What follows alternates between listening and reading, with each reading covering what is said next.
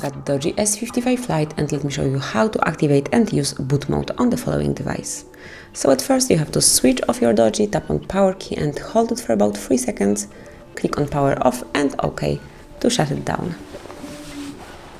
Now click on power key and volume up key, hold both keys all together until you are in boot mode.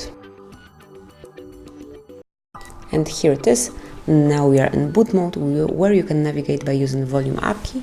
So let me show you. Now you can select recovery mode, fast boot mode or normal one, and then you can select each option by tapping on volume down key. So let me select normal. We will go back to the standard mode then.